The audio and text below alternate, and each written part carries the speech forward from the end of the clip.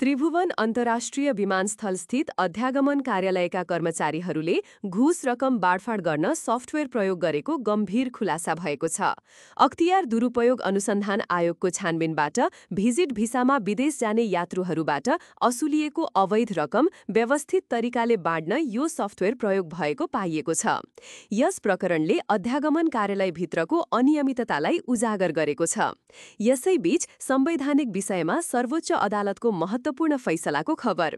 सर्वोच्च अदालतको संवैधानिक इजलासले पूर्ववर्ती सरकारले गरेको 52 संवैधानिक पदाधिकारीको नियुक्ति विवादमा आज फैसला सुनाउँदैछ।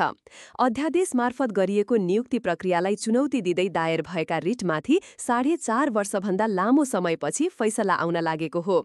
यस फैसलाले संवैधानिक नियुक्तिको वैधतामाथि छिनोफानो गर्ने अपेक्षा गरिएको छ। अब लागौं देशको अर्थतन्त्रतर्फ। अर्थमन्त्री विष्णु पौडेलले आगामी आर्थिक वर्ष 2082-83 का लागि कुल 19 खर्ब 64 अर्ब 11 करोड रुपैयाँको बजेट संसदमा प्रस्तुत गर्नुभएको छ। यो बजेटलाई महत्त्वकांक्षी योजनाका रूपमा हेरिए पनि यसको कार्यान्वयन पक्ष भने निकै चुनौतीपूर्ण रहने विश्लेषण गरिएको छ।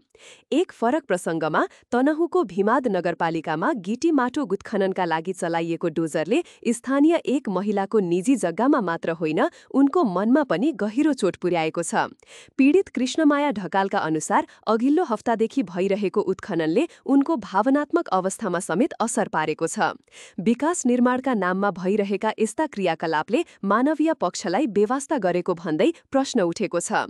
अन्त्यमा खेलकुदको मैदानबाट सुखद खबर। आइसिसी विश्वकप क्रिकेट लिग 2 अन्तर्गतको खेलमा नेपालले नेदरल्यान्ड्सलाई 16 रनले पराजित गर्दै महत्त्वपूर्ण जित हात पारेको छ।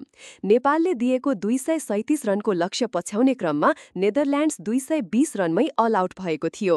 यो जितमा नेपाली बलरहरूको प्रदर्शन निकै तारिफ योग्य रह्यो, जसले गर्दा लिग 2 मा नेपालको स्थान थप बलियो बनेको छ। अहिलेको लागि अपडेटेड नेपालीको प्रस्तुति यही समाप्त हुन्छ। तपाईहरूलाई समाचारहरू कस्तो लाग्यो? कृपया आफ्नो सुझाव र प्रतिक्रिया कमेन्ट बक्समा लेख्न नभुल्नुहोला।